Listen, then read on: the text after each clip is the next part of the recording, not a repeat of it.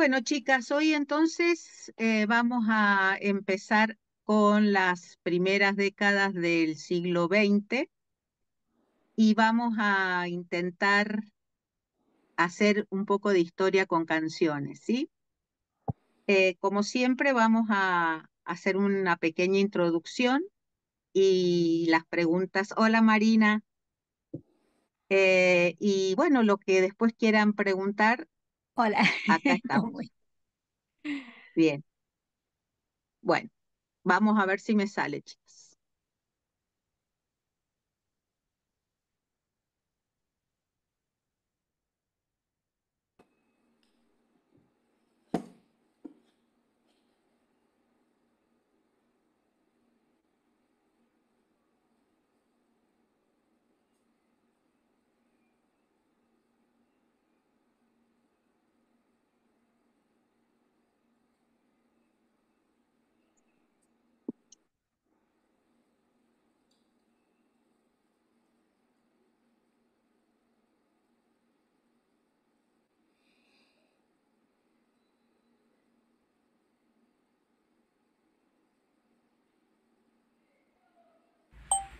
La Primera Guerra ¿Se Mundial escucha? comenzó en Sí, perfecto. 1914 y terminó en 1918. Perdonen, Se escucha perfecto, ¿eh? bueno, pero no es eso. Ah, Ahí va. En 1910, el país festeja 100 años de la Revolución de Mayo, mostrando riqueza y modernidad, pero con fuertes desigualdades sociales, consecuencia del modelo agroexportador impuesto en las últimas décadas del siglo XIX. La Argentina, de 1910 y 1920, era un país en movimiento. En las calles de Buenos Aires se mezclaban los sonidos de lenguas extranjeras con los pregones criollos, el bullicio de tranvías y mercados, y la música de los inmigrantes que traían sus nostalgias en forma de canciones. El país se había hecho grande a fuerza de campos fértiles y de barcos cargados de trigo y carne rumbo a Europa, pero bajo esa aparente prosperidad hervían tensiones nuevas. La política estaba cambiando. La vieja oligarquía que había gobernado a puertas cerradas durante décadas comenzaba a perder su monopolio. Con la ley Sáenz Peña, el voto secreto y obligatorio abrió la puerta a una ciudadanía más amplia, y en 1916, Hipólito Yrigoyen, de la mano de la Unión Cívica Radical, llegó al poder. Para muchos fue el inicio de la democracia moderna en Argentina. Al mismo tiempo, las calles se volvían escenario de luchas sociales.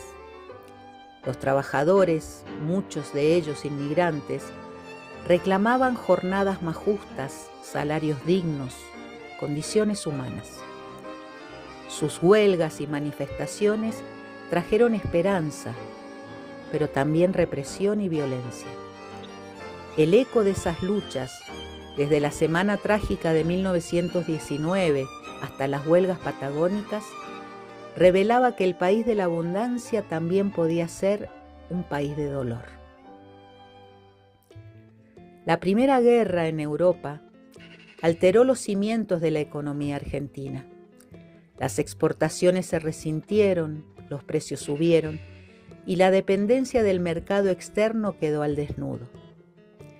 Sin embargo, todavía parecía que la gran aldea tenía un destino de abundancia, aunque con grietas cada vez más visibles. Los años 20 trajeron una mezcla de modernidad y turbulencia. Los barrios populares vibraban con el tango, que se convertía en símbolo de identidad nacional y cruzaba el Atlántico para conquistar París. Buenos Aires crecía, se iluminaba con tranvías eléctricos, teatros y cafés, pero también se ensanchaba la brecha entre quienes disfrutaban de esa modernidad y quienes apenas sobrevivían. El ciclo se cerró con un quiebre profundo. En 1930, Un golpe militar derrotó a Irigoyen, interrumpiendo el experimento democrático abierto en 1916. Comenzaba una nueva etapa marcada por inestabilidad política, fraudes y dictaduras, que dejaría atrás el clima de esperanza de las primeras décadas del siglo. Era una Argentina que soñaba con modernidad y justicia, pero que al mismo tiempo cargaba con desigualdades profundas. Una tierra de esperanzas y conflictos, de encuentros y desencuentros, donde la música, los tangos y las canciones populares fueron testigos y narradores de lo que pasaba en las calles, en los talleres y en los barrios. En esos años, entre esperanzas y desencantos, la Argentina empezaba a reconocerse en sus propias voces.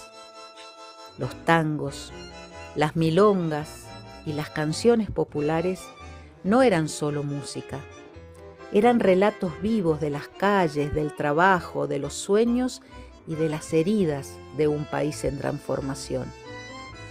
Escucharlas hoy es volver a caminar por aquel tiempo, sentir cómo la historia se hacía canción y cómo, entre compases y versos, se iba forjando una identidad común.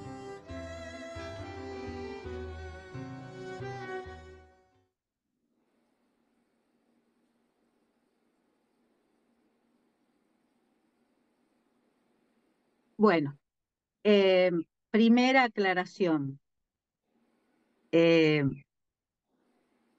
Yo me olvidé, como un vicio de tantos años de enseñar la historia oficial, aunque no, yo nunca enseñé la historia oficialista, pero dentro de aquellos que nos posibilitaron dar la historia de una manera más objetiva desde otro punto de vista, hay una parte de nuestros compañeros, de nuestros conciudadanos, los habitantes de la Argentina que nunca están presentes, que son los pueblos originarios. En 1910 ya habían pasado los pueblos originarios por la llamada conquista del desierto y la no extinción, pero casi, de los pueblos que habitaban la Pampa. Es decir, que no solamente las clases trabajadoras la estaban pasando mal en el centenario, cuando acá venían a visitarnos reyes, princesas, de ingleses sobre todo, los pueblos originarios estaban mucho peor, porque no solo se les había eh, sacado, robado sus tierras, sino que vivían en condiciones mucho peor que la de los trabajadores que ya vivían de una manera bastante paupérrima. Las riquezas se las llevaba la oligarquía, que venía gobernando al país desde, yo siempre digo, desde la batalla de Pavón en 1862, cuando Mitre triunfa en esa batalla en contra de Urquiza y empieza a centralizarse todo el poder en Buenos Aires, ¿no? Entonces tenemos Mitre, Sarmiento, Avellaneda, y luego, al finalizar la presidencia de Avellaneda, se termina con esa expansión hacia el sur que tiene como consecuencia justamente el sojuzgamiento de los pueblos originarios. Para el gobierno era mejor invisibilizar a los habitantes primigenios de nuestro territorio. No solo era mejor, sino era más fácil. Era más fácil hacer de cuenta que no había nada, pero había. Y no quise dejar de hacerlo. Después que terminé el video, realmente dije, qué desastre que profesora de historia. No, pero es que es así, hay que empezar a reconocer y cuando uno habla con los jóvenes también, ¿no?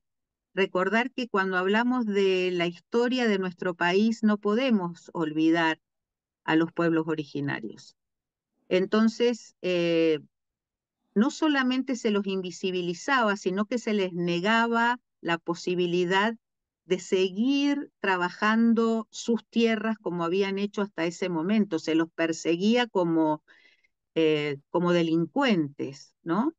Y había un mito, o lo que ahora diríamos una fake news, de que eran ellos los que atacaban permanentemente a los ejércitos que estaban en la frontera, entre comillas. Entonces, diciendo que ellos hacían los malones y había que defenderse, no había otra cosa que matarlos. Esa era realmente lo que pasaba. Entonces, como ven, la Argentina, cuando se festeja el centenario de la Revolución de Mayo, era un país dividido en dos. Bueno, nuestra historia en general siempre va a estar dividida. O sea, siempre vamos a estar con esa grieta en el medio que no se inauguró en el siglo XXI. Los trabajadores se habían empezado a organizar porque, como más o menos nombré en el video, la segunda ola de inmigración ya había entrado al país. Entonces, las ideas socialistas, anarquistas, sindicalistas, entraron con ellos. Los inmigrantes nos trajeron esas vivencias de lucha por los derechos que tan, tan difícilmente se consiguieron, ¿no? Los derechos nunca fueron regalo de nadie, nunca fueron regalo de nadie.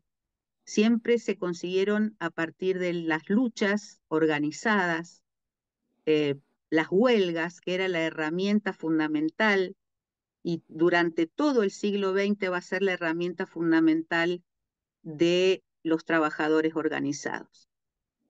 Pero como este taller tiene que ver con las canciones, me gustaría que escucháramos dos tangos y tratáramos de escuchar la letra. Yo voy a tratar de compartir la letra de estas canciones porque me gustaría, las que puedan, las que quieran, anotar alguna idea que les pueda venir cuando escuchen la canción y lean la letra. Lo hago, María Eva, vamos a poner eh, la canción del inmigrante ahora. Sí, decime cuándo ya. Para un poquito.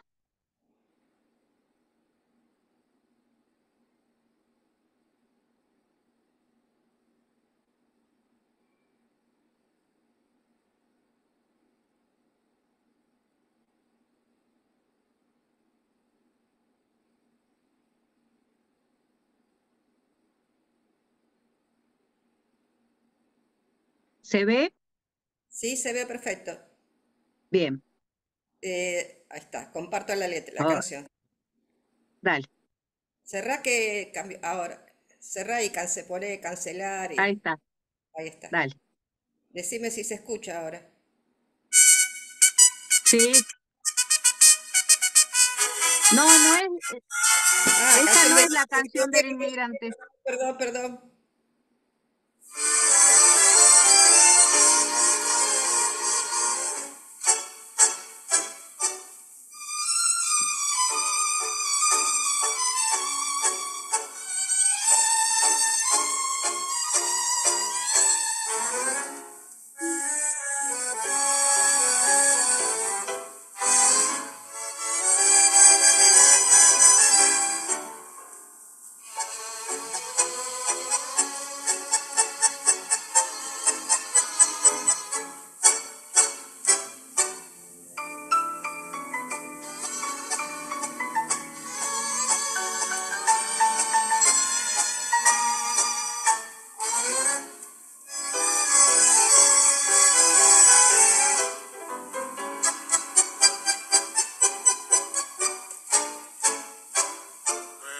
noche tengo pena, canta y llora por mío, a la mamá dije adiós, pero nunca regresé. Sol de Nápoles lontano, que María Turro sueño verte, pero el barco de mi suerte amarró en el bodegón. 10 años que zarpé y nunca regresé. Mi puerto es algo que quedó distante. Me enamoré al llegar y una mujer fatal rompió mis lindos sueños de inmigrante. Nápoles, puerto que un día me viste alegre partir a América. Qué mal que me pagó la suerte y el amor. Una mujer se me cruzó en la vida. Por eso sigo aquí, anclado al bodegón. Mi corazón es un navío sin timón.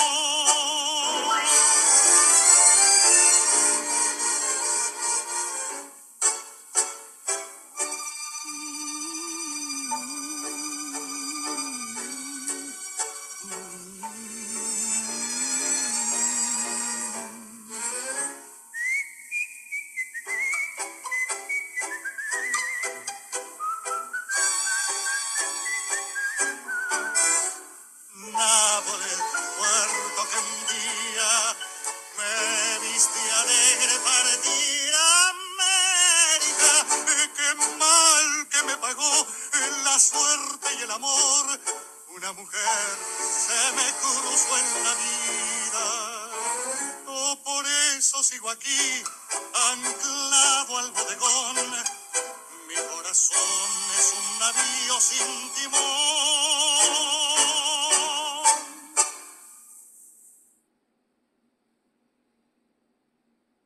Bueno, es muy interesante ver lo que Perdón. sentía un inmigrante, ¿no? Pero me gustaría que comparáramos ese tango con otro tango que también habla de los que llegaron en ese momento huyendo de lo que estaba pasando en Europa. La galleguita. Sí. Este por ahí se escucha un poquito mal, ¿eh? No sé, me dicen si se escucha con ruido.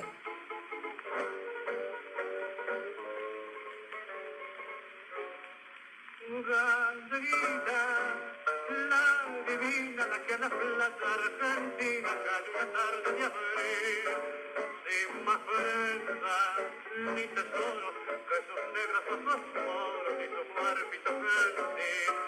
Siendo buena, eras honrada, pero no te valió nada, que hacer las calles igual. Eras linda, galleguita, quizás la primera cita fuiste a parar al Vegas. Sola y en tierra extraña, tu caída fue tan breve, que como bola de nieve, tu virtud se disipó. Tu obsesión era la idea de juntar mucha platita para la pobre viejita que en la aldea solita quedó. Era un paisano malvado, loco por no haber logrado tus caricias ni tu amor. Ya perdida la esperanza, volvió a su pueblo en traidor, y envenenando la vida de tu viejita querida, le contó tu perdición. Y así fue que el mes pasado te llegó un sobre enlutado, enlutó tu corazón. Y hoy te veo, galleguita, sentada triste y solita en un rincón del Pilar, y la pena que te mata claramente se retrata en tu pálida mortal. Tu tristeza es infinita, no sos la galleguita que llegó un día de abril, sin más prenda ni tesoro que tus negros ojos moros y tu cuerpito gentil.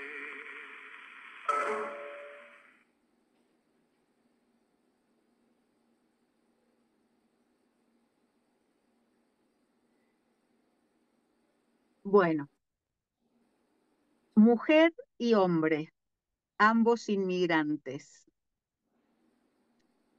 ¿Cómo creen ustedes que sería la vida de esos inmigrantes? Porque creo que muchas saben, ¿no? Los conventillos, la búsqueda del trabajo, muchos se fueron al interior. En esa primera etapa de en esa segunda oleada de inmigración, muchos fueron al interior. Ya vamos a ver cómo después de la Segunda Guerra Mundial es al revés. Del campo se van a la ciudad, es decir, hay una vuelta a la urbanidad, digamos, porque el trabajo empezaba a verse en las grandes ciudades. Pero ahora muchos de esos inmigrantes o se quedaban en Buenos Aires o en algún lugar de puerto cercano o se iban al interior. ¿Qué les parecieron esos tangos? ¿Qué reflejan? Carolina, Bueno, yo también, en realidad soy tercera generación de inmigrantes, pero de Europa del Este y previo a la Primera Guerra Mundial. De los dos tangos, el primero no sé quién lo cantaba, el segundo era evidentemente Gardel. Eh, el primero, yo lo que saco de ahí, como soy re cinéfila, que hay una mujer fatal. Creo que hasta en esos momentos, no sé en qué año se creó ese tango, que tiene que ver mil mucho no- con el... Sí, te escucho. 1908. Ah, bueno, bueno, bueno, ya estamos ahí en la época del cine mudo, con Teda Vara, las mujeres fatales del cine mudo, que me parece, a lo mejor es muy subjetivo lo mismo, que incluso en ese momento también teníamos la influencia del imperio. ¿Qué querés que te diga? Este, Totalmente. en el segundo es más melancólico, se pone triste por la galleguita, el muchachito, y además también, no sé por qué las mujeres siempre tenemos que ser o prostitutas o el sexo tiene que andar rondando. Es decir, que en esa época nos colocaban siempre de ese lado, aparte de ser más de casa y cocinar bien. Eso es lo único que se me ocurre por ahora, Marita. Por ahí se me ocurren otras cosas.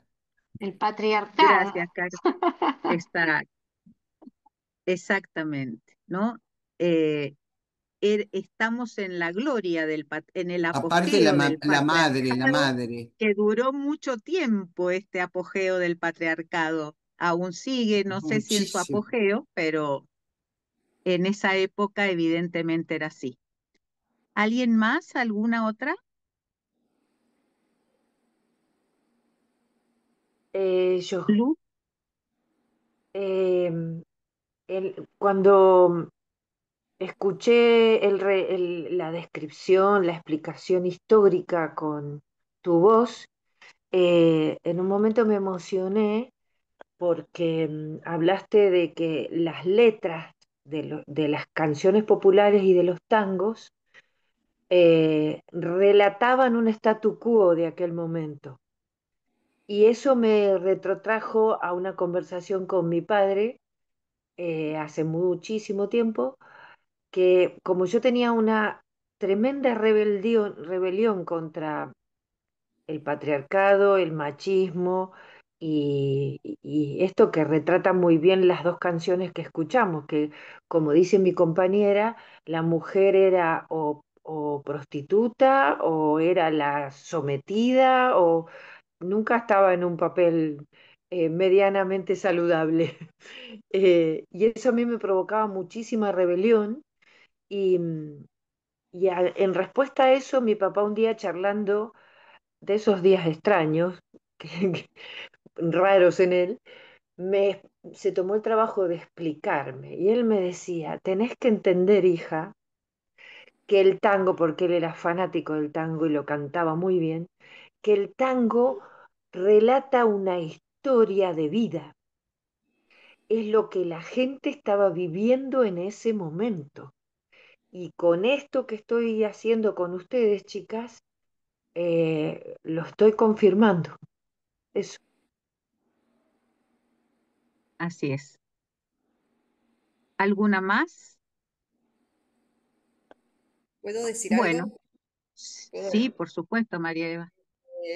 En el primer tango se nota, desde ya, el tango es lo que ustedes están diciendo, un relato de la historia. Todas las canciones relatan la historia de la época, ¿no? Pero en el primer tango yo noté todavía esa situación del inmigrante que lo canta medio con algún cocoliche, ¿no? En algún modo, mezclando palabras del hombre que viene y sufre. eh, y en el segundo relata a la mujer, ya Gardel en plena época de tango, ya más, el tango más nuestro. El primero era Alfredo de Ángeles el que le cantaba y no parecía un tango de esos que, a los que nos gusta el tango sabemos que es bien argentino, digamos, ¿no? Bien porteño, por calificarlo de alguna manera. El segundo sí, ya con Gardel en pleno auge. Y la mujer buena es la madre siempre en el tango. La mujer buena, la mujer que sufre, siempre es la madre, la pobre madre. Y la mujer, como símbolo de mujer, sexual, mujer, es lo que ustedes están diciendo, ¿no? La loca, la prostituta. Y fíjense que hasta la que llega, esa pobre galleguita, termina siendo una mujer, una prostituta.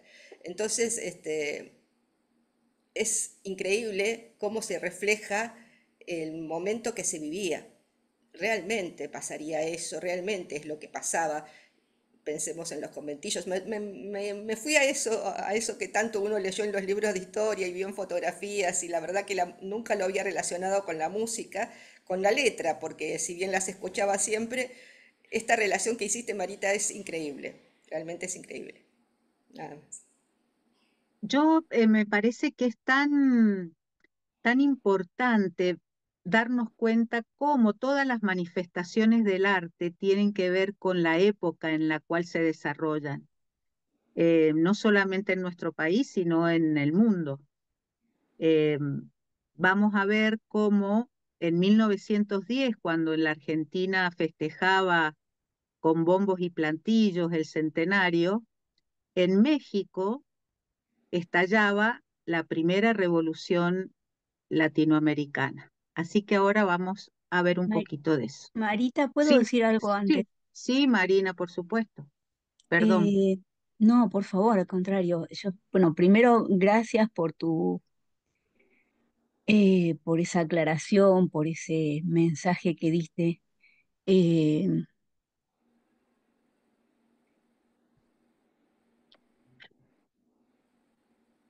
porque históricamente, toda la Gracias. vida, sentí que eso es lo que nos pasó en todos lados. Chicas, sentir que se habla de un país, de una sociedad donde no existimos. Y es muy duro para un chico, es muy duro para un grande. Em, y en lo personal me toca doblemente por esta cuestión del tango, porque tengo de las dos partes. No sé si lo comenté la vez pasada, no, no me presenté yo la vez pasada en lo personal. Yo vengo de los originarios por vía materna, pero por vía paterna, mis abuelos eran italianos. Entonces tengo ese conflicto ya desde las raíces, digamos, y yo lo sentí como conflicto, quizás otros lo puedan haber superado, pero yo toda la vida lo sentí como conflicto.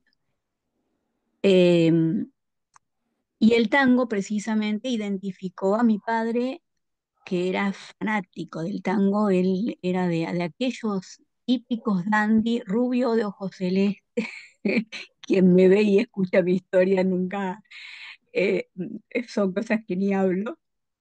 Em, y él era fanático del tango, bailaba tango desde joven, desde muy joven, y las fotos era el típico dandy porteño. em, y todo este mundo del tango y de él metido en ese tango, para mí representó lo que es la cultura oficial, tanto antes, como bien dicen ustedes, sí, todo tema siempre, toda música entiendo que es producto de una época, pero en muchos aspectos el tango, y en particular esto que decían ustedes de, acerca del rol de la mujer, y no solo del rol, sino el pensamiento impuesto desde el patriarcado, obviamente, de ese lugar de la mujer y esa calificación acerca de la mujer, ¿no? De que tiene que ser la que sirve, sí, la que sirve.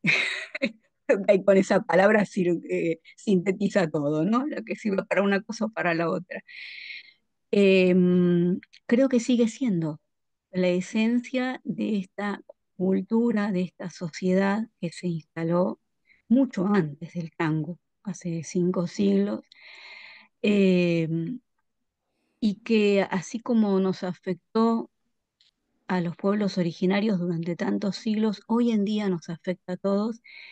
El feminismo es una respuesta a eso y todo lo que hoy sabemos, decimos y nos posicionamos como mujeres, em, entiendo que son que, respuestas a problemáticas que nos afectan a todas.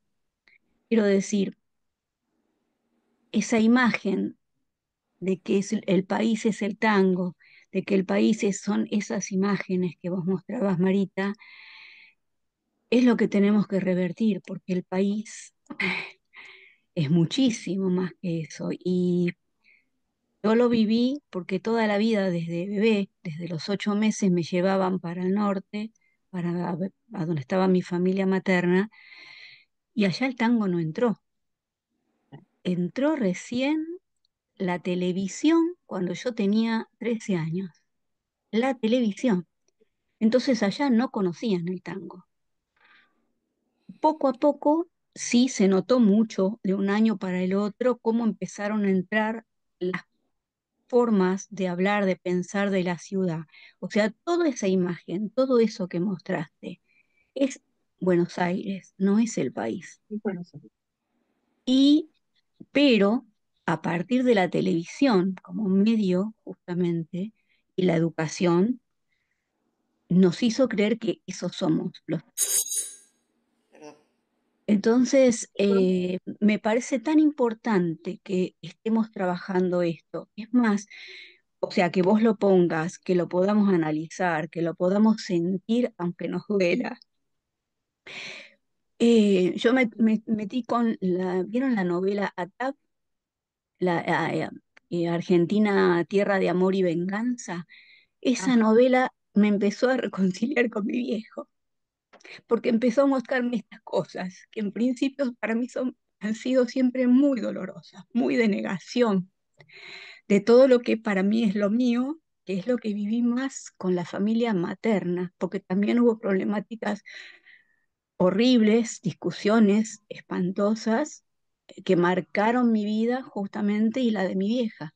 Mi madre se enfermó a raíz de un insulto de la familia paterna hacia ella, el típico insulto de negra de mierda, que hoy lo puedo decir tranquila, pero que me llevó décadas poder hablar de eso. Y eso fue en la casa de mis abuelos paternos. O sea, todo, o sea, por eso toda mi vida fue desde lo personal, las dos culturas puestas sobre la mesa. Em, y me parece que no soy la única, digo me parece, y lo vengo trabajando justamente como profesional en distintos ámbitos, desde el 93 específicamente, que hice mi primera jornada, mi primera actividad. Y veo cómo esto se repite, digo, estas problemáticas, estos conflictos internos, muchos lo resuelven de otra manera, que es negando, sea, se asimilan a la cultura oficial, se niega todo conflicto, no le damos lugar a todo lo que pasó, ni a lo que, como con todas las temáticas, ¿no? Como con la dictadura, como con, no sé, con cualquier cosa. Se niega todo, entonces le damos para adelante, nos teñimos, nos pintamos, y está todo bien, soy una argentina más, y yo misma pasé toda la vida por una argentina más, pero en realidad, en el fondo, nunca me sentí una argentina más. Y cada vez que investigué más me di cuenta de que ahí, como dice ahí en el video, con esto termino, perdón, eh, como decía ahí en el video, vinieron los inmigrantes y se unieron a los criollos y allí conformaron una identidad homogénea. Ese es el discurso oficial, ¿no? Eh, Sin darse cuenta que la misma palabra criollo, o sea, se habla de inmigrante y criollo, como si fueran dos cosas distintas, cuando en realidad el criollo es justamente, la etimología significa hijo de europeo nacido fuera del continente. O sea, en realidad es también un inmigrante, solo que es un inmigrante anterior. Y esto no tiene que ver con la colonización, ¿eh? No, no estoy hablando, no estoy relacionando para nada a los europeos todos con los colonizadores, que son dos cosas totalmente distintas. Bueno, yo seguiría obviamente porque es un temón para mí, pero bueno, Está bien. muchísimas gracias, muchísimas gracias. Gracias, Marina. Yo, mira, Perdón, Marina, te abrazo sí. porque a mí más o menos me pareció todo lo mismo, te aclaro, ¿eh? Mi abuela Ay, claro, correntina, mi abuela correntina, materna, y el paterno, como dije, de Europa del Este. A mi hermano alguna vez en una pelea familiar le dijeron correntinito de mierda, no negro de mierda. Así claro, que fíjate. mismo, sí. Sí. Sí, Carolina, no, te iba a pedir si podés bajar la pantalla, No, lo porque que no. pasa es que no puedo, no Ah, bueno, puedo. no, perdón. Muchas gracias. No, un está abrazo. bien. No, me quería insistir mucho antes de pasar a México y a Latinoamérica, en que esto que decía Marina, esto de la historia oficial, empieza a tomar forma cuando justamente a partir de 1880 y lo que la historia oficial habla sobre la generación del 80, las grandes cosas que se hicieron, siempre se habla de Buenos Aires. Es decir, lo que enseñamos nosotros en las provincias, ya saben que yo soy mendocina, es la historia escrita desde Buenos Aires para el resto del país. La ley 1420, esa que tanto se alaba porque hizo que la educación fuera gratuita y fuera obligatoria, pero la educación se pensó en ese momento para crear el ser nacional. Y el ser nacional no incluía a los pueblos originarios. Esa es la cruel realidad. Para ellos tenía que ser blanquito y si mejor venía de Europa del Norte o del oeste, es decir, ingleses, franceses, eh, no vinieron, vinieron los italianos y los españoles, que tampoco era lo que ellos hubieran deseado, porque eran laburantes, eran trabajadores y encima tenían ideas medias locas que pensaban que tenían derechos. Por supuesto que en Europa ya las luchas habían comenzado mucho antes de lo que van a empezar acá, pero eh, esa identidad nacional tenía que crearse alrededor de lo que en esa época consideraba el poder, porque acá siempre tenemos que hablar del poder que digita todas esas cosas. Muchas veces ni son los propios gobernantes, sobre todo en esta época se ve mucho más claro, ¿no? Pero también en esa época que dependíamos y estábamos abrazadísimos a Inglaterra, todavía Estados Unidos no había llegado a ser un contrincante para los ingleses manejaban todo el comercio con América Latina y la División Internacional del Trabajo, que en esa época se concretó, nos designó como un país agroexportador. qué es lo que el engendro que tenemos ahora tanto reivindica, ¿no? La generación del 80, reivindica Roca, es decir, mi intervención y mis disculpas por no haber incluido en el video primigenio eh, el, la situación de los pueblos originarios tiene que ver también con una normalización de las cosas. Vieron que siempre hablamos de que no hay que normalizar, que no hay que naturalizar. Bueno, se naturalizan las cuestiones. Y esa ley 1420, que realmente fue muy buena porque los hijos de inmigrantes iban y algunos hijos de originarios también, pero porque estaban trabajando de sirvientes o de sirvientas en las casas de la oligarquía y le hacían como un favor mandarlos a la escuela, por supuesto, quitándoles todo lo que tenían de cultura propia, ¿no? O sea, se les prohibía el lenguaje, se les prohibía la ropa, eh, se los separaba de la familia. El tema de pueblos originarios y de la situación amerita una encuentro especial.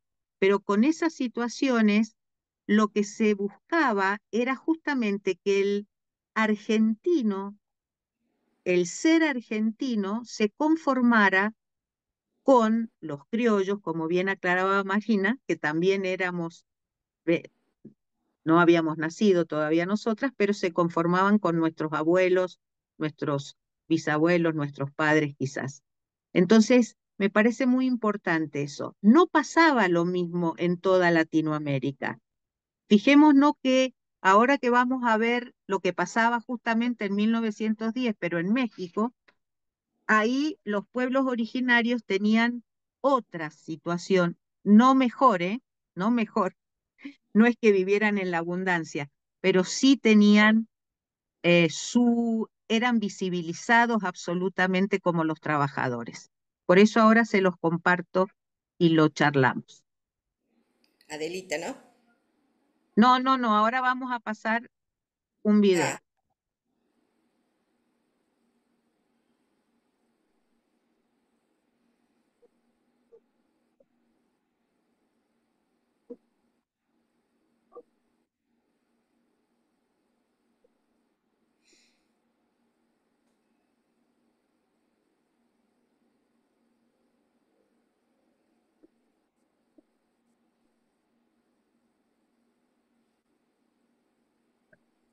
Se sumaron en masa a su ejército con la esperanza de... ha empezado.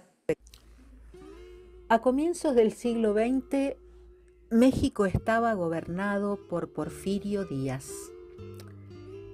Este llevaba más de 30 años en el poder. Su dictadura, conocida como el Porfiriato, había traído modernización y los ferrocarriles, pero también una desigualdad brutal. Los campesinos e indígenas habían perdido sus tierras y los obreros trabajaban en condiciones casi de esclavitud. En 1910, Francisco Madero llamó a levantarse contra Díaz reclamando elecciones libres.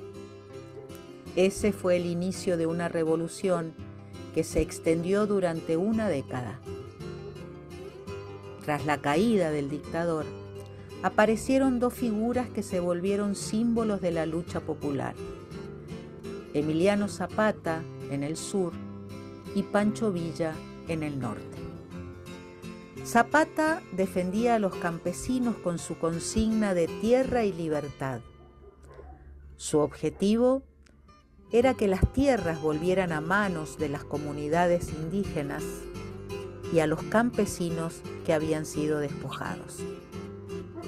Pancho Villa, en cambio, lideraba la famosa División del Norte, un ejército de trabajadores rurales, peones y pequeños agricultores que luchaban contra la injusticia y reclamaban mejores condiciones de vida. Villa y Zapata representaban las esperanzas de millones de mexicanos pobres. Aunque tenían diferencias, ambos se encontraron en la Ciudad de México en 1914, en un momento histórico. Dos líderes populares entrando triunfantes, mostrando que la revolución era del pueblo. ¿Por qué decimos que la Revolución Mexicana no fue solo una lucha de caudillos? Porque en realidad fue una gesta del pueblo mexicano. En el campo, los campesinos cargaban con siglos de injusticia. Trabajaban tierras que no eran suyas, en condiciones de explotación, sin esperanza de futuro. Cuando escucharon el grito de tierra y libertad de Emiliano Zapata, se sumaron en masa a su ejército con la esperanza de recuperar lo que la tierra les debía. En el norte, peones, rancheros y trabajadores encontraron en Pancho Villa un líder que hablaba su mismo idioma, el de la dignidad y el derecho a vivir con justicia.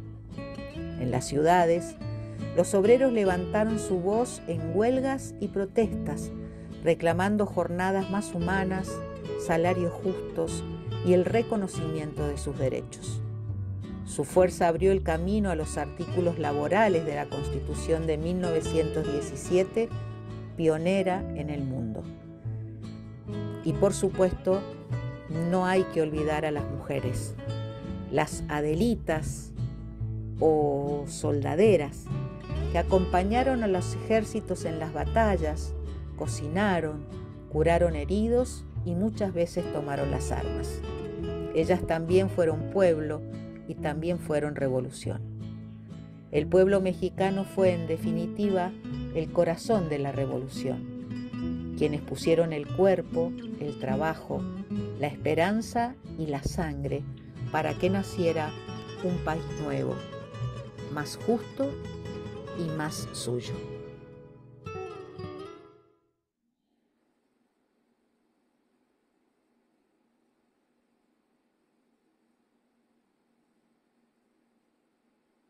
Bueno, como ven, la situación de los de abajo no se diferencia demasiado de un lugar a otro, pero en este caso sí el pueblo, los pueblos originarios tenían un lugar y se reivindicó mucho en la revolución la devolución de las tierras a los pueblos originarios, cosa que con la Constitución que se sanciona en 1917, algunas tierras se le devuelven, no todas, no todas. Y ahora escuchamos, sí, la canción de la Adelita.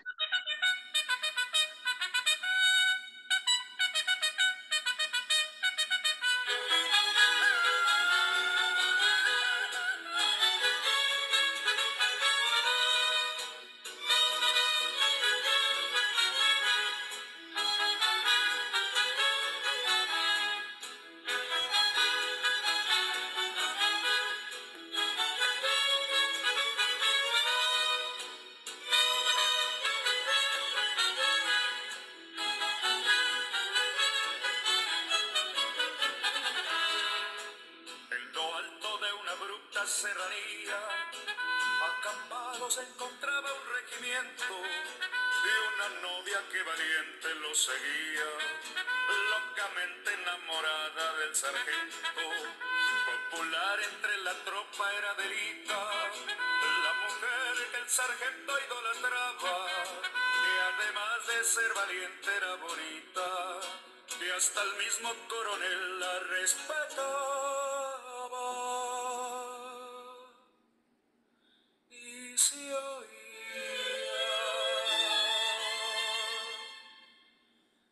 que decía aquel que tanto la quería,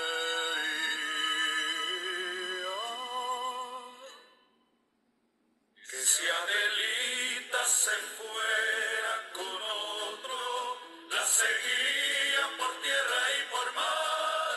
si por mar en un buque de guerra, si por tierra en un tren militar.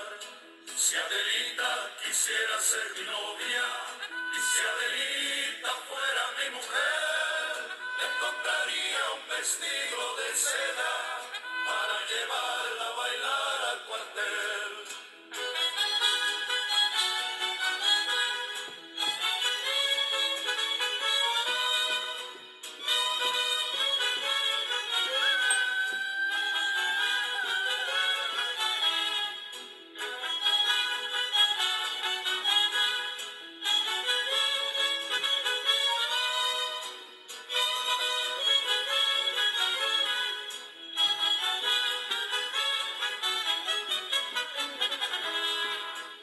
Una noche en que la escolta regresaba, conduciendo entre sus filas al sargento, por la voz de una mujer que sollozaba, la plegaria se escuchó en el campamento. Y se oía que decía: aquel que tanto la quería. Y si Adelita se fuera con otro, la seguiría por tierra y por mar. Si por mar en un buque de guerra, si por tierra en un tren militar. Y si acaso yo muero en campaña y mi cadáver no van a sepultar, Adelina, por Dios te lo ruego, que con tus ojos me vengas a llorar.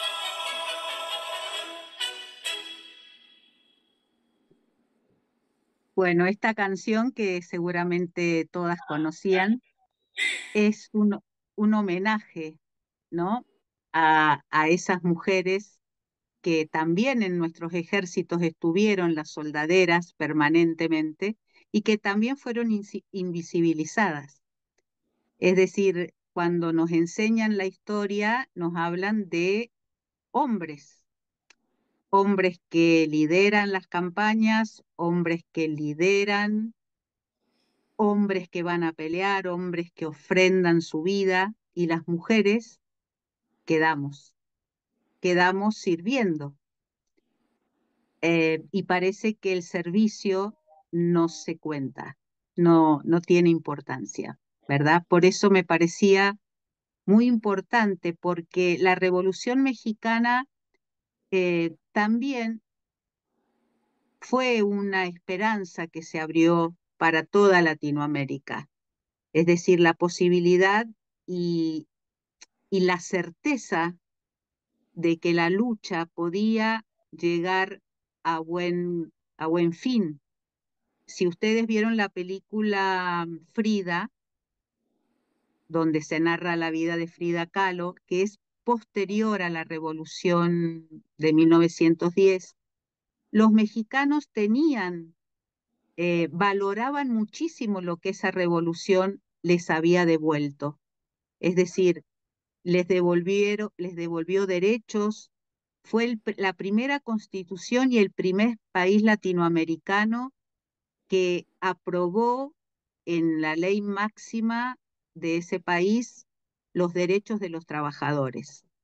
Nosotros tuvimos que esperar recién al gobierno de Perón para que esos derechos fueran eh, admitidos en la Constitución. Por supuesto que de más está decir que los gobiernos a veces la Constitución la deben tener de adorno o para otras necesidades, pero muy pocos se acuerdan de lo que fue, lo que tiene la Constitución, lo que tendríamos que respetar permanentemente.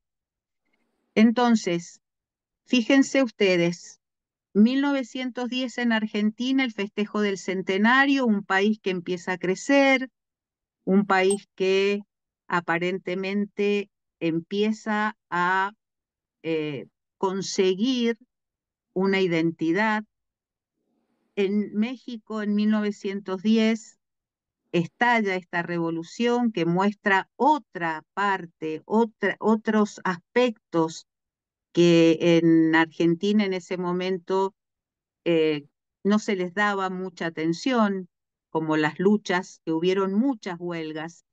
La primera huelga en nuestro país fue en 1901 y fue de los portuarios, de los estibadores. Y a partir de ahí no cesaron. Siempre hubo luchas, siempre hubo huelgas, siempre había algo por lo cual reclamar. Y este siglo XX también nos deparó dos guerras mundiales que por supuesto tuvieron consecuencias, aunque sabemos que en nuestro país no se combatió, pero sí sufrimos las consecuencias de la Primera Guerra Mundial. Esa Primera Guerra Mundial que empieza en 1914 y va a terminar en 1918, y que para la Argentina significó en un primer momento un desastre, porque muchas de las materias o de los insumos que necesitaban estas primeras, eh, los frigoríficos, los ferrocarriles, etcétera, dejaron de llegar de Europa, pero después nos convertimos en el granero del mundo. Es decir, había que alimentar a toda Europa que había quedado devastada. Bueno, no me quiero adelantar mucho, les muestro un poquito la Primera Guerra Mundial.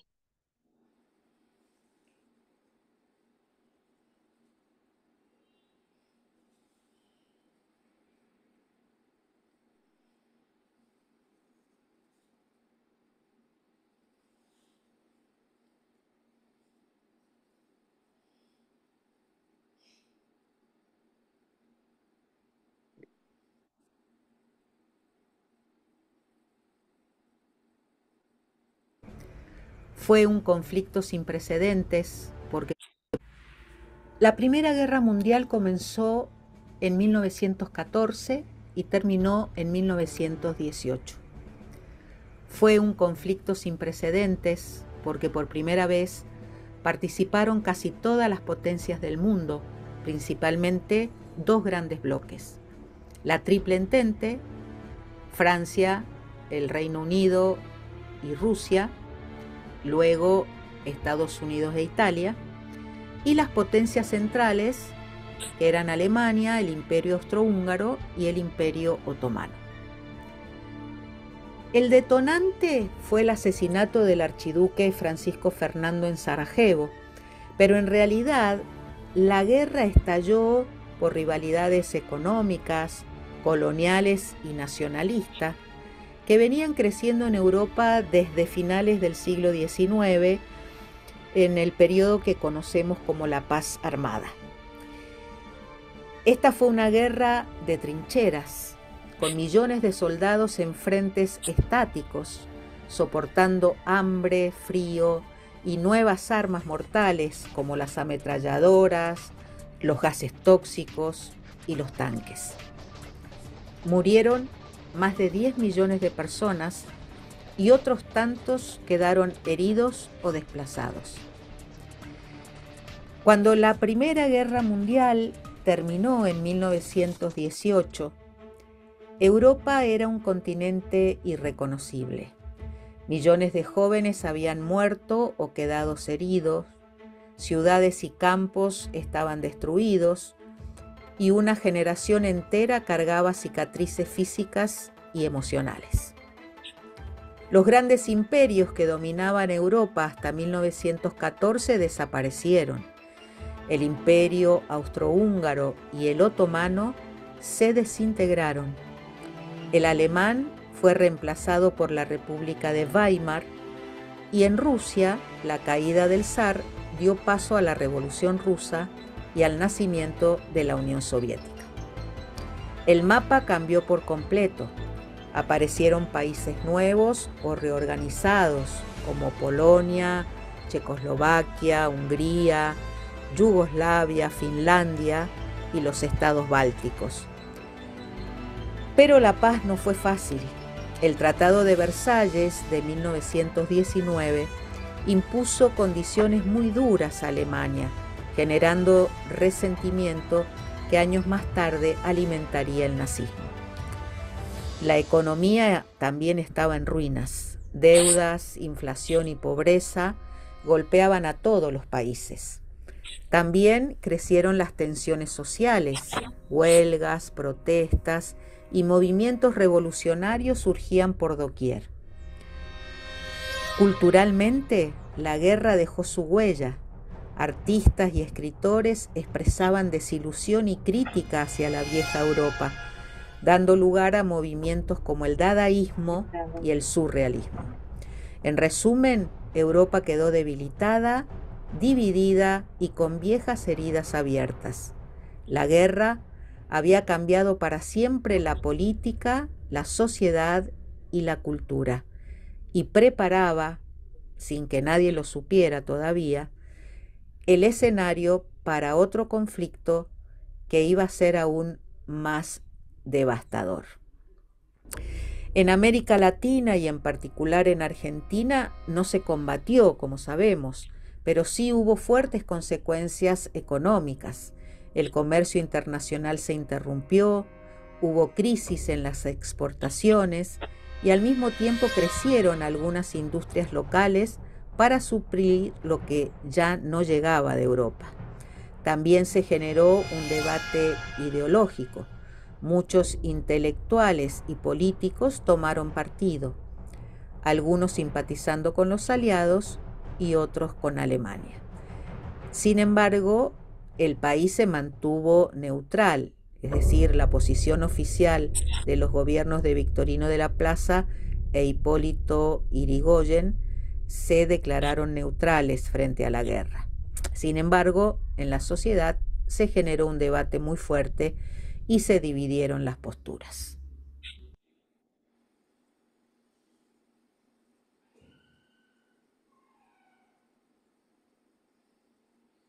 Bueno, como saben, no sé si saben, pero sí se dividieron las posturas porque había muchos pro-alemanes, pro-germánicos en nuestro país. Muchos sectores de la Iglesia Católica, los partidos conservadores, tendían eh, a insistir a Irigoyen, a Alvear, que no mantuvieran esa neutralidad que parecía tan beneficiosa para el país, sino que tomaran partido por alguno de los dos. Y por supuesto, estaban los del otro lado que eran anglófilos, es decir, que donde estuviera Inglaterra, ellos iban a estar, justamente por los intereses que tenían en que Inglaterra saliera victorioso.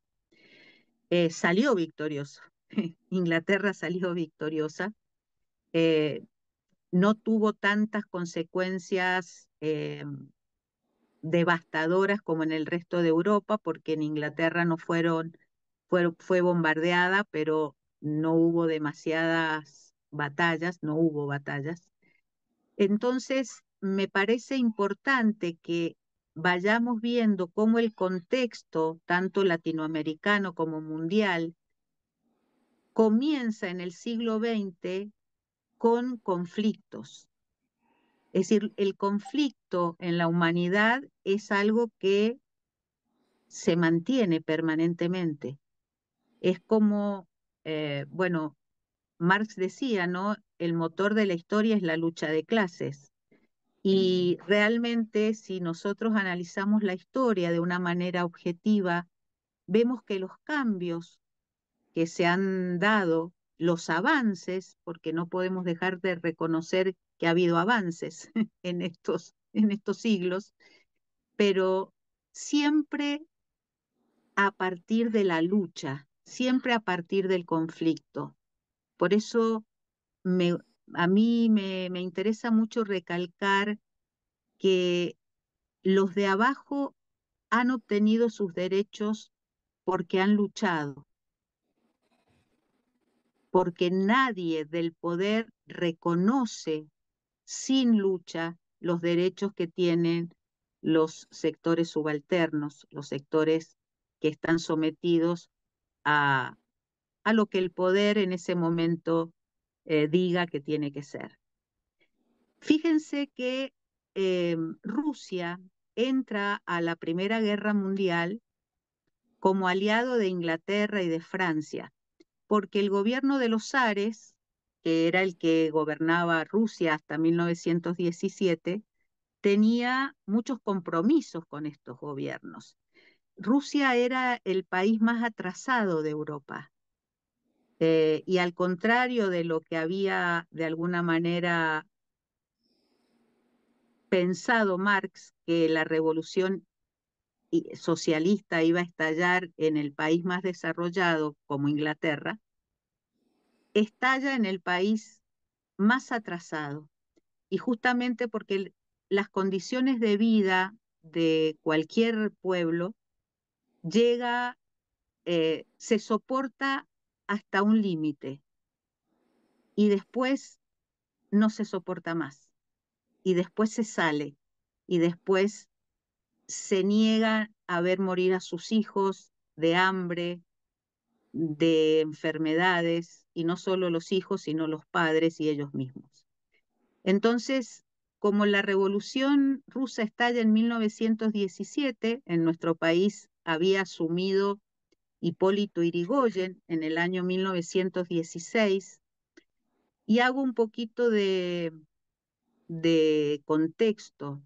En nuestro país se empezó a luchar contra el fraude electoral, que era lo que primaba desde 1862, cuando Mitre fue el presidente de nuestro país. Todo ese sector del poder se mantuvo en el poder gracias al fraude y al clientelismo.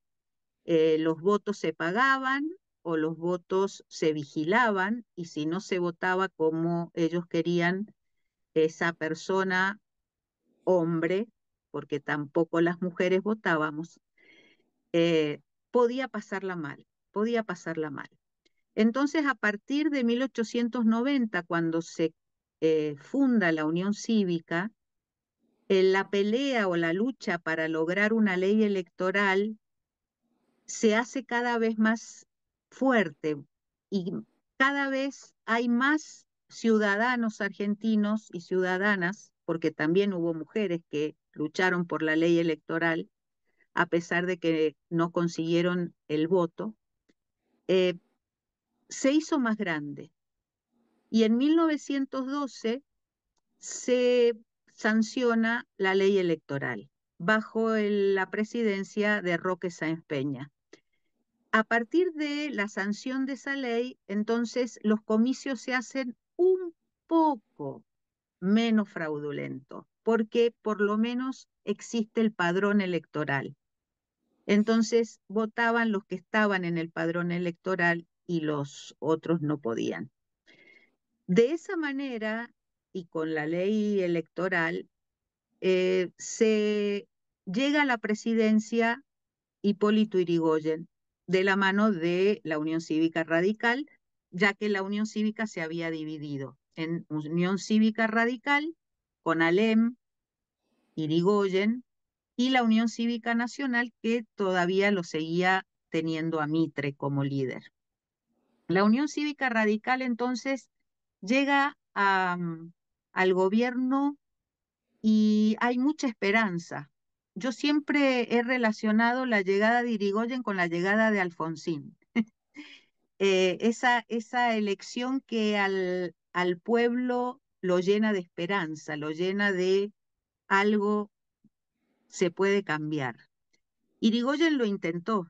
Irigoyen intentó muchas cosas y realizó muchas cosas, como por ejemplo la nacionalización del petróleo. Y esto le va a llevar, por supuesto, la oposición y el encarnizamiento de los medios de comunicación de la época que respondían al poder. Entonces, cuando estalla la Revolución Rusa, en el gobierno argentino ubiquen a Hipólito Yrigoyen. Y, no, y recuerden que durante la presidencia de Hipólito Yrigoyen hay muchos conflictos sociales, dos muy importantes, como la Semana Trágica en Buenos Aires y los sucesos de la Patagonia, que también estudió y nos dejó Bayer como herencia, ¿no?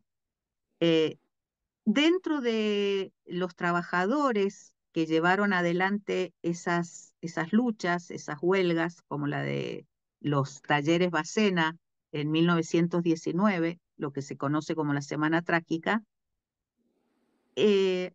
tenían influencia, como les dije anteriormente, del socialismo, del anarquismo y de los sindicalistas, que muchas veces, por las diferencias ideológicas, no se ponían de acuerdo, pero que en esas luchas llegaron por fin a decir, bueno, si no nos ponemos de acuerdo, si no nos unimos, no vamos a lograr absolutamente nada. Lamentablemente tengo que decir que en la Semana Trágica hubieron muchísimos muertos, casi 20 muertos, casi no, 20 muertos, 20, 21, y todo lo que pedían los trabajadores no se consiguió, pero por lo menos no se cerraron los talleres. O sea que el trabajo se pudo mantener, aunque los salarios no crecieron de la manera que hubieran pensado. Y lo que pasó en la Patagonia, creo que más o menos todos lo sabemos, ¿no? Obreros del ganado, o sea, eran gente que simplemente se dedicaba a esquilar ovejas, que no tenían baño, que no tenían papel higiénico, que no tenían absolutamente nada que les hiciera recordar que eran personas. Entonces, cuando esto llega al límite que les digo, nadie puede pasar esos límites sin decir algo o sin tener que demostrar algo.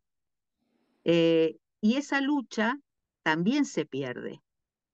Se pierde en el sentido de que son fusilados los obreros que se levantan contra el poder de los terratenientes de la Patagonia o tienen que huir. Pero todo ese tiempo, 1900, desde el comienzo de la Guerra Mundial hasta los años 20, 2 años después que termina la Primera Guerra Mundial, va a ser un momento, una época, un periodo de muchas luchas y lamentablemente muchas de ellas sin solución favorable para los trabajadores. Les muestro entonces lo de la Revolución Rusa.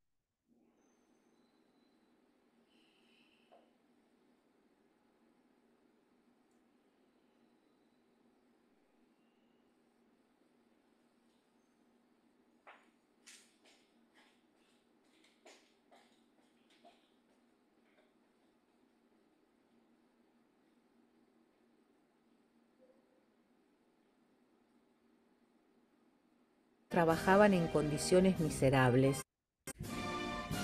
A comienzos del siglo XX, Rusia era un imperio enorme y estaba gobernado por el zar Nicolás II, que mantenía un régimen autoritario en una sociedad muy desigual. La mayoría eran campesinos pobres y en las ciudades los obreros trabajaban en condiciones miserables, mientras una pequeña élite disfrutaba de todos los privilegios. La Primera Guerra Mundial agravó esta situación. El ejército sufría millones de bajas, había hambre en las ciudades y el malestar se volvía verdaderamente insoportable. En febrero de 1917 estallaron huelgas y manifestaciones en la ciudad de Petrogrado.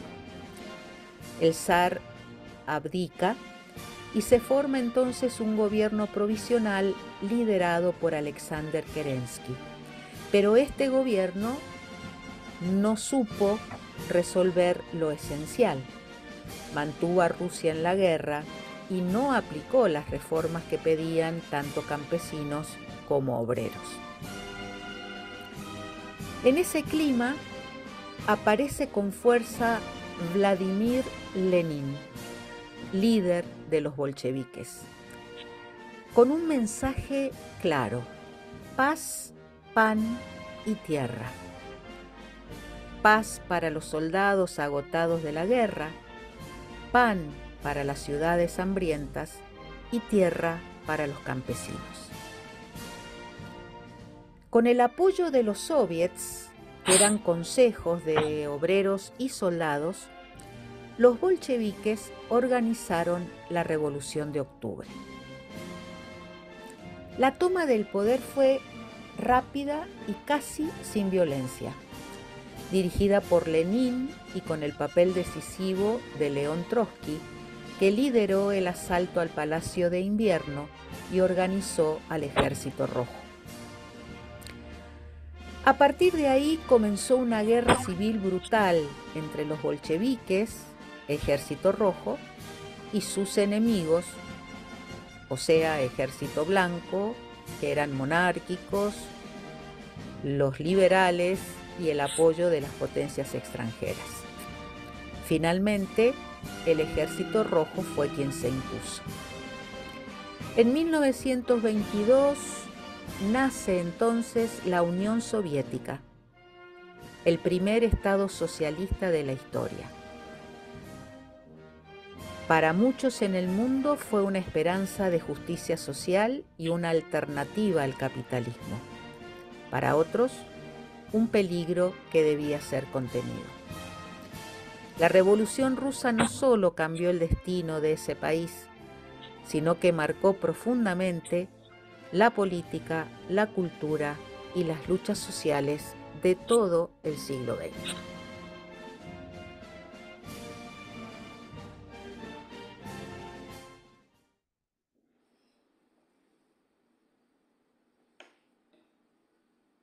Bueno, vamos a poner ahora la internacional con la letra para que vean qué es lo que pretendían los revolucionarios.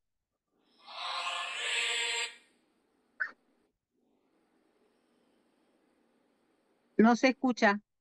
Sí, estaba esperando que pusieras la letra. Ah, no, no la tengo. Ah, Escúchenla.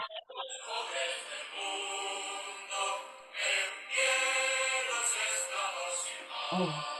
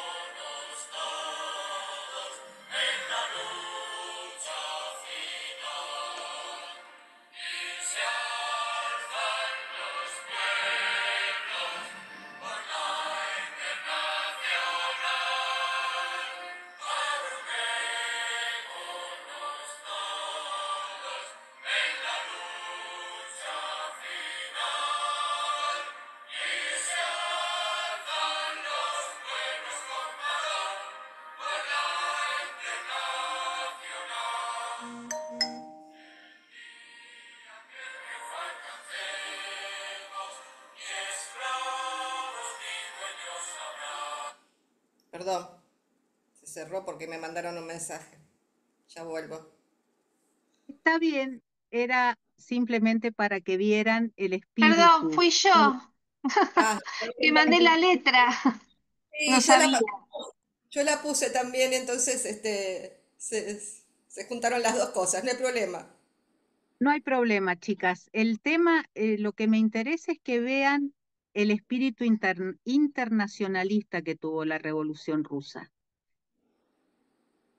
no confundir la Revolución Rusa con el estalinismo, porque son dos cosas totalmente diferentes. Cuando Stalin logra hacerse del poder, la revolución pierde el objetivo más importante, que era llevar la revolución a toda Europa. Es decir, la idea de Lenin y de Trotsky justamente era un mundo socialista, no era simplemente la Unión Soviética que adhiriera al socialismo, sino que la intención era la extensión de ese socialismo a todo el mundo, porque el socialismo en un solo país es imposible. Y Stalin lo que hizo cuando muere Lenin y logra que Trotsky se vaya, porque si no lo matan, eh, Stalin cambia justamente el objetivo de la Revolución Rusa y convierte a la Unión Soviética en una potencia, eso no hay que desconocerlo, pero en una potencia hacia adentro. No extiende el objetivo del socialismo como pretendía Lenin y Trotsky, sino que muchas veces lo impone. Los pueblos no deciden por ellos mismos, sino que son invadidos por el ejército estalinista y se les impone el régimen eh, autocrático que va a defender Stalin, ¿no? Eso hay que tenerlo muy en cuenta. Pero tampoco debemos desconocer la influencia que tuvo la Revolución Rusa durante todo el siglo XX. Hasta la caída del muro de Berlín en 1989, muchos países en el mundo intentan hacerse cargo de su destino. En América Latina el único que nos queda es Cuba, Cuba. que resiste el bloqueo todavía, ese bloqueo monstruoso que hace Estados Unidos contra esta isla, que lo único que pretende es seguir su camino. Aunque Fidel Castro también debemos reconocer que muchas veces no se plegó a la extensión de esa revolución, que podría haber sido otro camino para América Latina. Bien, ahora me gustaría, si tienen preguntas, porque ya son las...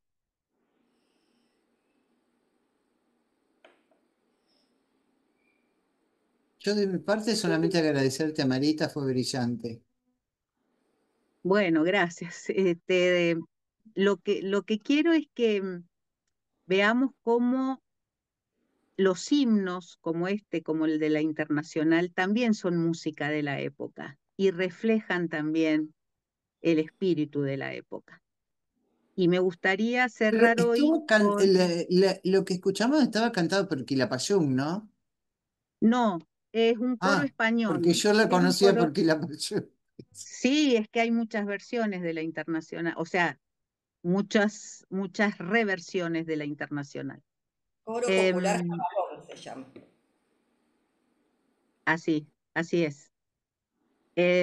Entonces,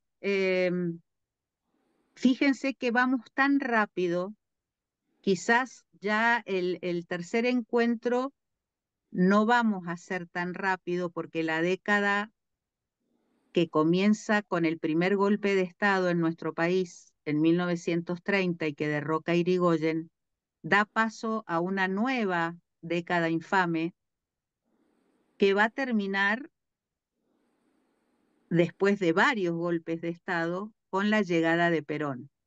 Entonces vamos a tratar de ver el próximo encuentro, pasar por la década infame, reconocer elementos fundamentales que van a ser propios de nuestro país a partir de ese momento, sobre todo por esto de que los conflictos se solucionaban con golpes de Estado, es decir, cuando el poder veía que alguno de sus intereses estaba siendo tocado, bueno, parecía que lo más fácil, lo más rápido era el golpe de Estado, ¿no? Que inaugura Uriburu y justo en 1930.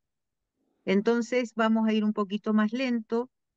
Ya les voy diciendo que esto vamos a continuarlo, por lo menos por 2 encuentros más, porque cuando hablemos del peronismo tenemos muchas cosas para analizar, desde el papel de la mujer encarnado en Evita hasta, bueno, lo que nos lega ese movimiento. Y como siempre les digo, eh, un deber de alguien que habla de historia, primero aclararles que nadie es neutral, ningún historiador es neutral, nadie es neutral.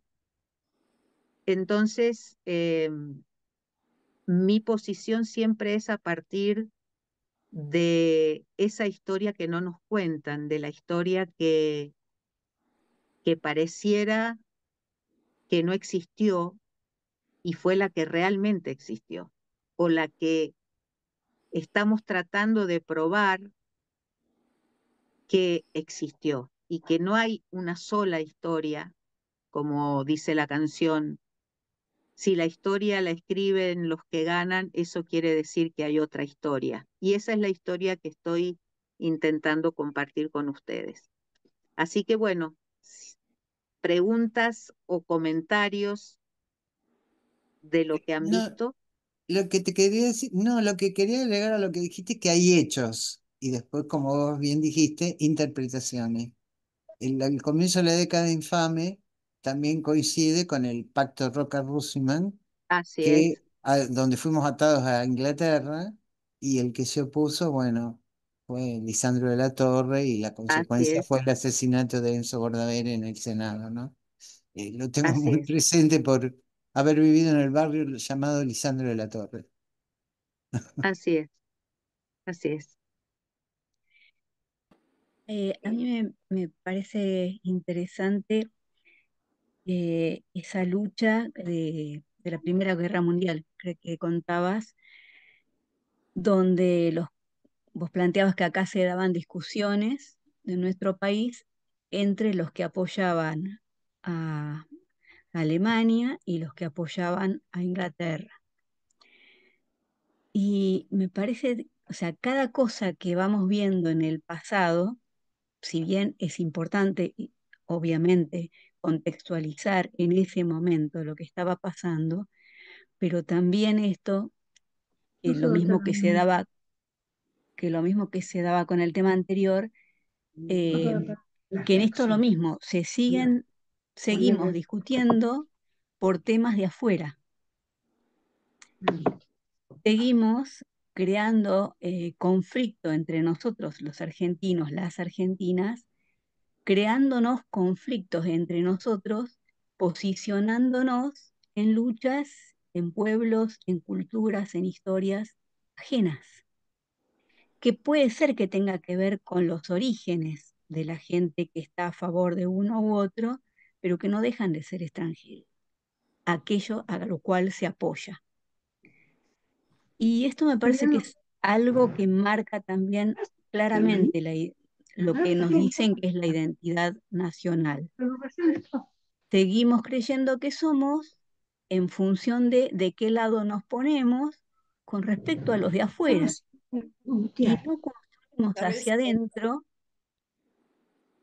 y no construimos hacia adentro y sobre todo desde nosotras mismos como personas que estamos acá, situados acá, con la historia de acá anterior a Argentina, pero también con la historia propia de Argentina, sin seguir con el afuera. Vos decías bien lo de la ley que claramente tuvo que ver con Sarmiento, y cómo es ese Sarmiento que estaba a favor de Inglaterra luchando con ese Mitre o con tantos otros que estaban a favor de Alemania, o sea, todas esas estructuras de los sistemas educación, y lo mismo pasa con salud, y lo mismo pasa con todo, están armados de pensamientos ajenos a nosotros.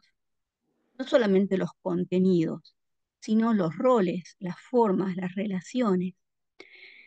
Con esto quiero cerrar. Cuando vos decías todas las luchas, todos los derechos se lograron por las luchas de la gente a favor, justamente para lograr aquello que no tiene, esos derechos que no tiene.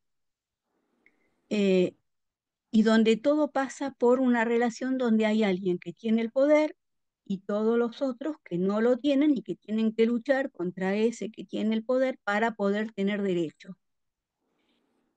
Entiendo que es así, que en la historia, entre comillas, en la historia que se cuenta es así, pero sigue siendo un relato, un modo de ver la vida que no es de acá. Por lo menos no lo es de el montón de culturas originarias que conozco. Por supuesto, hay otras culturas que también conozco y que también tenían esa misma estructura. Por ejemplo, en la escuela, cuando nos hablan de las culturas indígenas, las civilizaciones indígenas, nos hablan de las tres que son, que tienen este formato verticalista, alguien con poder y todos los demás que obedecen, imperios, el imperio maya, el imperio azteca, el imperio inca.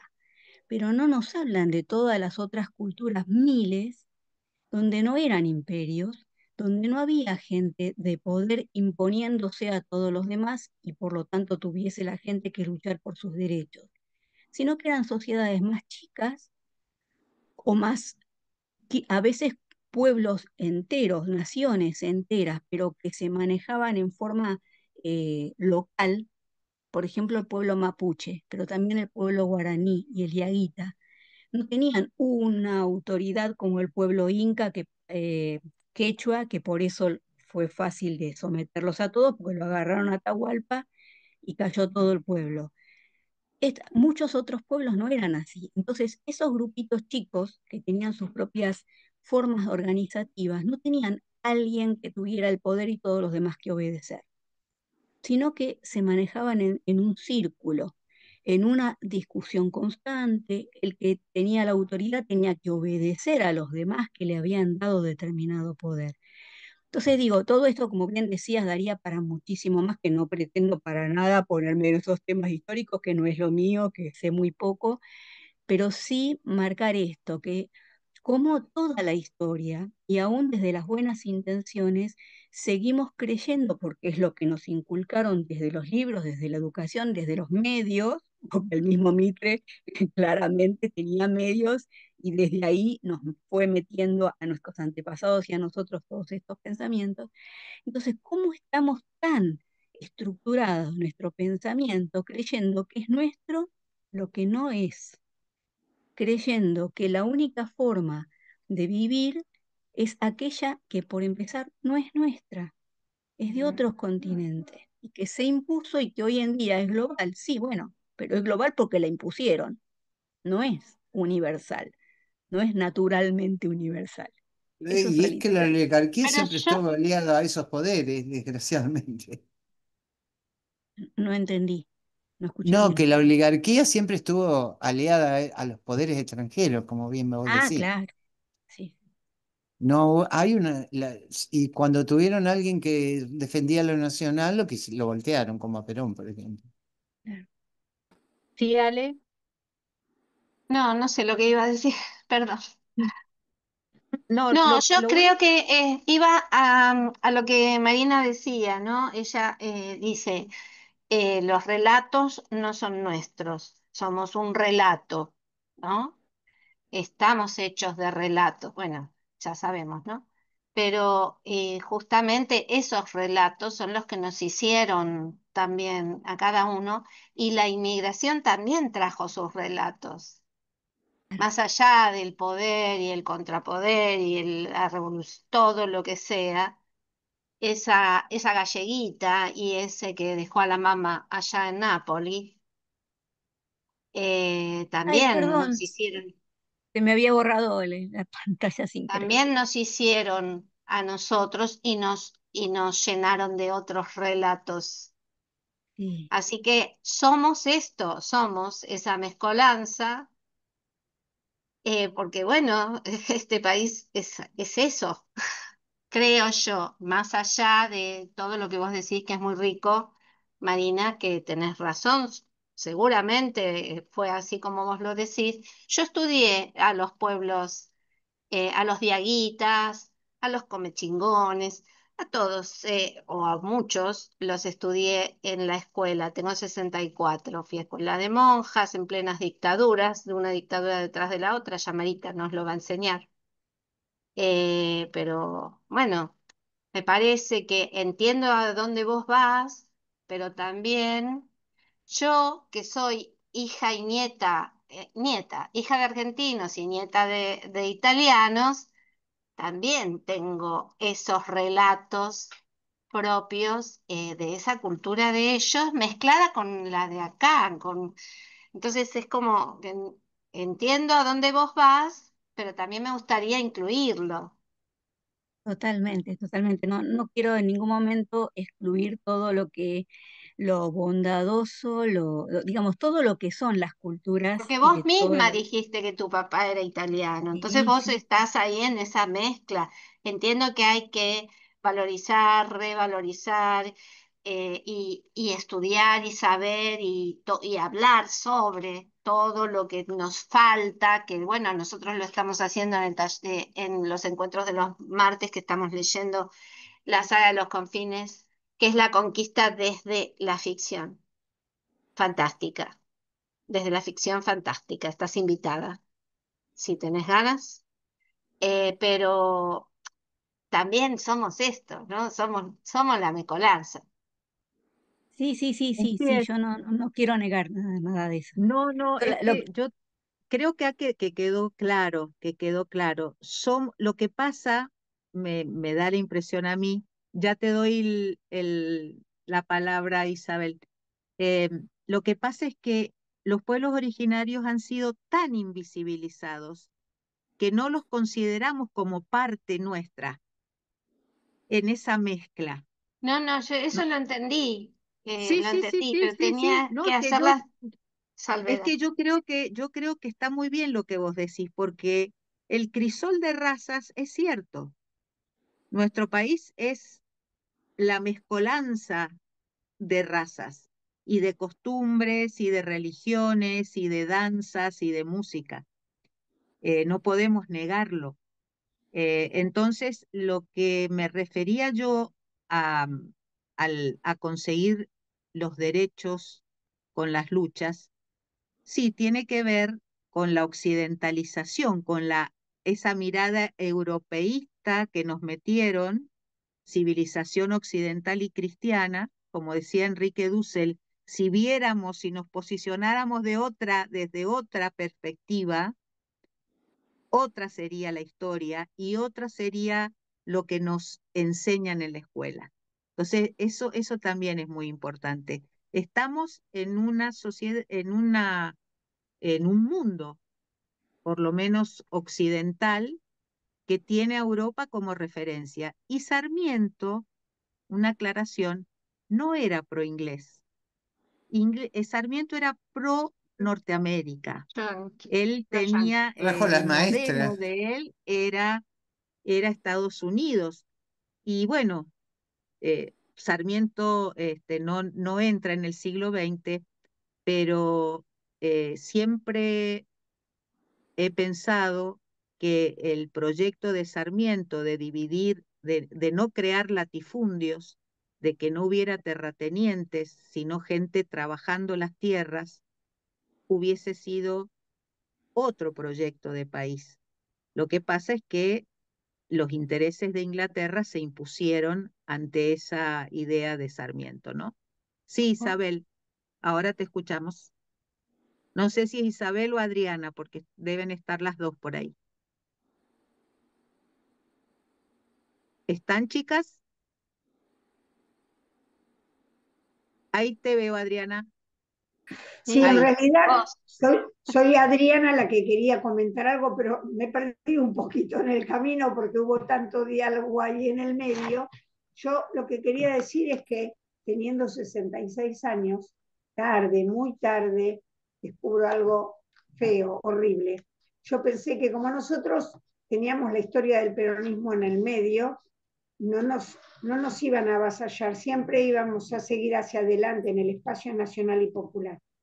Pero en los últimos, digamos, 10 años, y ahora con este gobierno, uno se desmoraliza terriblemente y ve cómo nos aplastan. La historia de nuestro país, mirado al mundo y mirando la historia desde nuestro lado, ha sido que tenemos una aristocracia, una aristocracia infame, mierdosa desde hace más de 200 años, que ha aplastado a los pueblos originarios, a todo lo nacional, a los gauchos, a todo lo que ha salido del pueblo, a todo lo que se ha querido gestar y que ha vivido mirando quién nos comandaba, si era Inglaterra, si era Estados Unidos, por ejemplo, por decir algo, yo que soy maestra, el mismísimo Sarmiento fue un adelantado que dijo que había que darle bola a Norteamérica, en un momento en donde todavía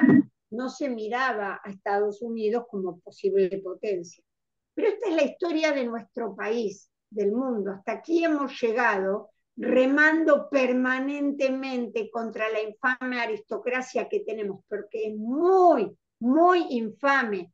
Nos ha afanado todo, nos ha entregado y regalado todo a todos los imperios habidos y por haber, al mejor postor, y ahora lo tenemos todo a la vista del modo más terrible, y estamos, parece, mirando una película, porque ahora hasta me duele nuestra pasividad.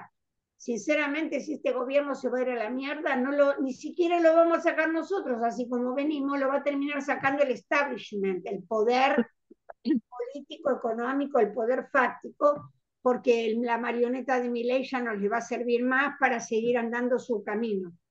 Estoy un poco desalentada hoy a escuchar la historia de los pueblos, la historia alrededor de la música de fondo y pensar en qué punto estamos en este momento. O sea, estoy muy vieja para descubrir algo, siempre tuve la esperanza, la perdí. Igualmente acá estoy plantada, hoy voy a estar caceroleando a las 20 horas y voy a seguir por donde pueda el caminito con aquellos con quien pueda seguirlo. Pero con semejante poder político, antes necesitaron militares que fueran al frente y nos hacían golpes militares, ahora pueden estar al frente. Ahora no solamente están al frente, sino que ahora lo quieren todo y ves la película, como se lo van guardando, se van quedando con todo y lo van entregando todo. Así que bueno, contra eso hay que seguir luchándola. A la compañera Marina le digo, Marina, no te horrorices, el mundo ya está globalizado. Antes fue inmigración, ahora se llama globalización. Yo escucho cosas en las redes, veo, digo, ¿de qué carajo están hablando? No entiendo nada porque soy una vieja y empiezo a perderme en este mundo globalizado, que a veces mis hijos me tratan de explicar algunas cuestiones y otras las dejo ir. Ya no nos podemos horrorizar de esto, ¿no? Es parte de nuestra idiosincrasia, del devenir de las cosas, no nos podemos separar del mundo, nos llevan puestos.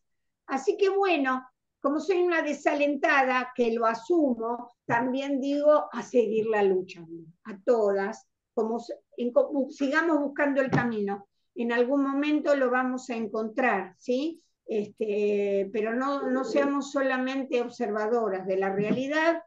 Si esta es la historia, tenemos que transformarla también nosotros con cada uno de nuestros pequeños gestitos cotidianos. No seamos solo Es que somos los que vamos a transformar. Sí, me parece haciendo.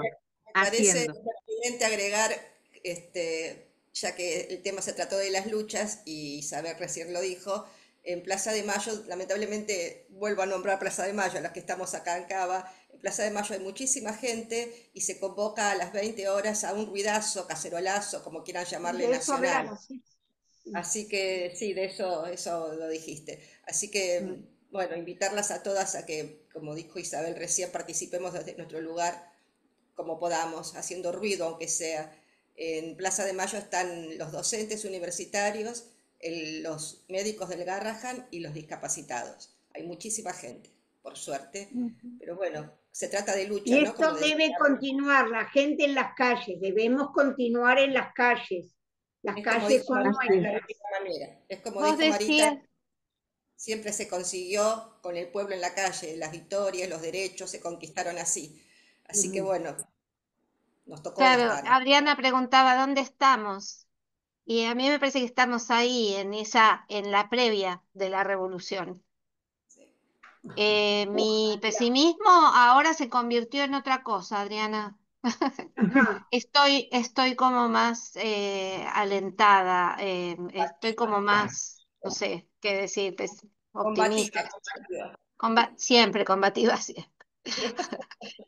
Pero sí, Sí, creo que estamos porque Yo, por ahí, ejemplo, digo algo estamos por ser sencillo. adelitas. Sí. Claro, exactamente.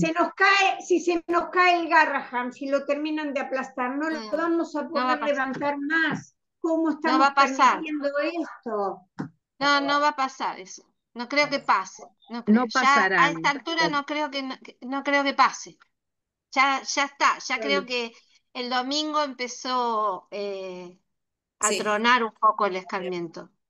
bueno, Sí, yo Veremos. creo, me vuelvo a mi casa con la esperanza ya rápido para cacerolear, desde mi barrio. Dale. dale, Adriana, chicas, Bueno, muchísimas gracias. Gracias, Marita. Nos juntamos el viernes próximo. Espero poder pasar el sonido porque todavía no encuentro la forma que se escuche de mi tablet el sonido. Aprendí lo del bueno, video, pero lo del sonido no. Bueno, chiquitas, cualquier cosa que tengan ganas de escuchar, vamos a ver la década del 30 y la llegada de Perón, creo que llegaremos a analizar algunas cuestiones de esa. Si tienen alguna canción que quieran mandarme para que la pongamos en el próximo, será bien recibida. Y si no, las Cambalache. elijo yo. Las elijo yo. Bueno, Cambalache no tiene que faltar, Marita. no, Cambalache es... ¿Saben en qué año se escribió el tango Cambalache? En el Creo que fue. 56. Ah, En el ¿no fue 50, antes? no, en el 57. sí, ya Vos estaba sabés Perón ahí atravesando la vida de ese ya estaba tango. fuera, pero así es, Perón y el y peronismo empezaba, y la El crisis cambalache del peronismo. ya se había así es, ido, por eso fue el cambalache, sí, ya ya lo se había. había ido, pero ya se había Claro, ido, claro, pero Ya lo la habían crisis. ido. Por eso, lo bueno, habían ido, sí, eso lo habían ido. Discépolo. Gracias. Bueno, Gracias a Besos a todos. ustedes, chicas. Chau, chau, hasta la próxima, a cacerolear. Chao, hasta el martes, Chao, chiquis. chao, chao. Chao, hasta la Gracias, próxima, gracias. gracias a vos.